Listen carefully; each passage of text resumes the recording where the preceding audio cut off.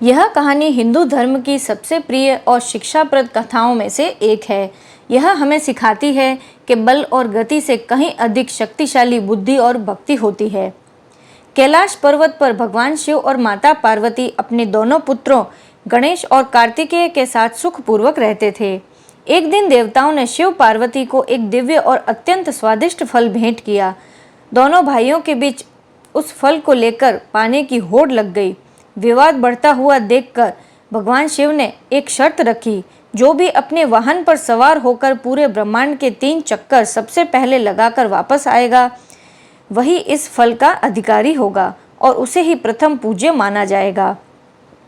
भगवान शिव के शब्द अभी पूरे ही हुए थे कि कार्तिकेय अपने वाहन मयूर यानी कि मोर पर सवार होकर बिजली की गति से उड़ चले।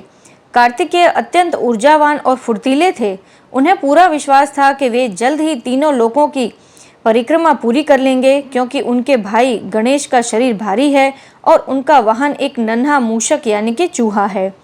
गणेश जी शांत होकर खड़े होकर सोचने लगे। उन्होंने देखा कि उनका वाहन मूषक बहुत ही धीरे चलता है और वे कार्तिकेय की गति का मुकाबला नहीं कर पाएंगे।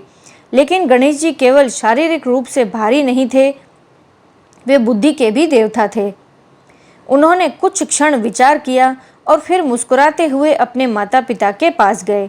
उन्होंने शिव और पार्वती को एक ऊंचे आसन पर बिठाया और पूरी श्रद्धा के साथ उनकी आरती उतारी। इसके बाद गणेश जी ने अपने मूषक पर सवार होकर बहुत ही भक्ति भाव से अपने माता पिता यानी कि शिव और पार्वती के चारों ओर 7 परिक्रमाएं की। परिक्रमा पूरी करने के बाद वे हाथ जोड़कर उनके सामने खड़े हो गए और फल की मांग की। शिवजी ने मुस्कुराते हुए पूछा, पुत्र गणेश, तुम तो कहीं गए ही नहीं, फिर फल कैसे मांग सकते हो?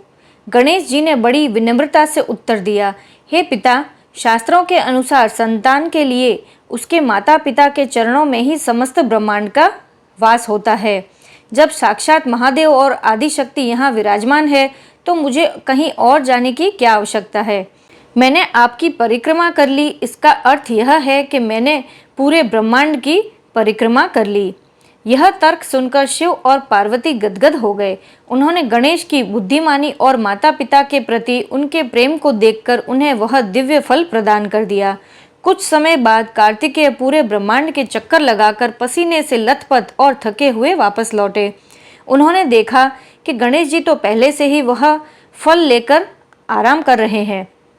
जब उन्हें पूरी बात पता चली तो उन्होंने भी अपनी हार स्वीकार की और अपने बड़े भाई की बुद्धिमानी के आगे नतमस्तक हो गए।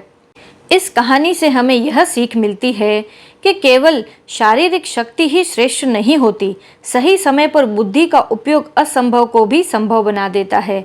यह कहानी संदेश देती है कि माता पिता का स्थान संसार में सर्वोच्च है। उनकी सेवा और सम्मान ही सबसे बड़ी पूजा है। जहाँ कार्तिकेय ने समस्या को बाहर खोजा, वहीं गणेश जी ने समाधान को भीतर और अपने पास ही ढूंढ लिया। जय श्री गणेश।